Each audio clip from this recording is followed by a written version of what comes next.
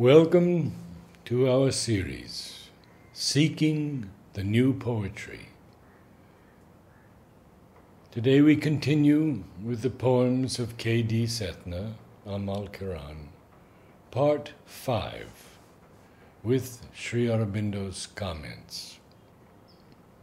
Harmonies, unfathomed harmonies roll, drowning our sight in purple of their passionate abyss. A superhuman solitude of night, sprung from a deep where all the waves are bliss. O waves divine, dark to our shuddering eyes, you float a fire that glooms each common glow. Sweep over foundering thought your rhythmic skies until we gain some marvelous earth below. There still the pure Atlantis shall be found, of rapture, lost by souls unluminous. There rings of silver memories surround an empty throne of gold awaiting us. Sri Aurobindo's comment: it is more mental than usual, but the vision and expression are there. The first stanza is the most powerful, a higher mind movement. Lines 7, 8 belong to the same category, though, as I say, the mental strain is more pronounced than it has been in recent poems. The other lines are colorful and imaginative.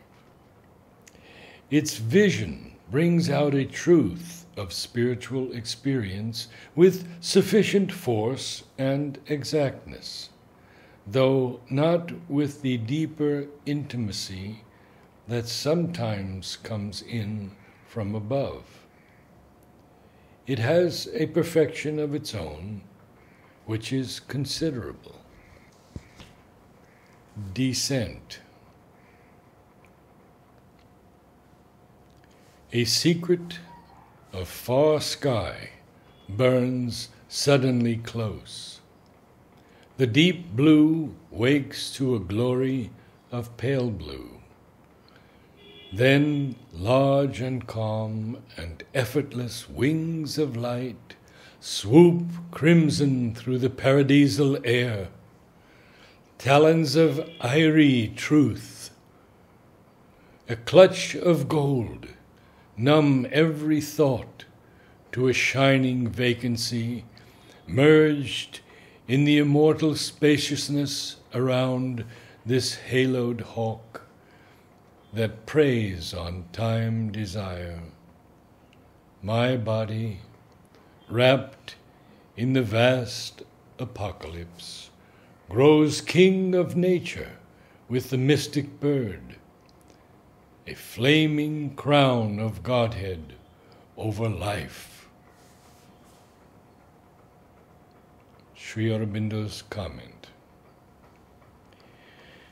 it is certainly very original and expresses with great force the spiritual experience. A very fine poem, most of it being in substance from the illumined mind, except 2 or 3 lines.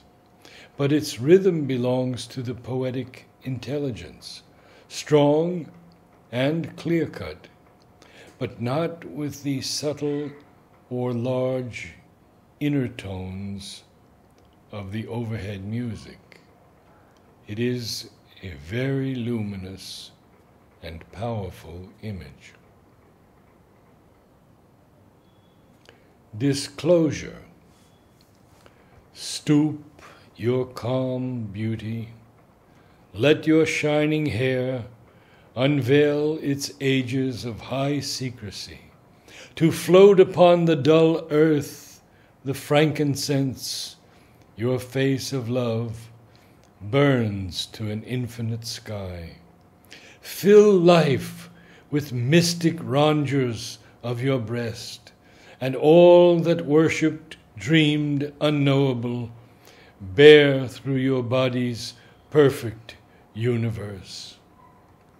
O mate the sculptor vigil of our gloom with those superb clay lines that sing your soul.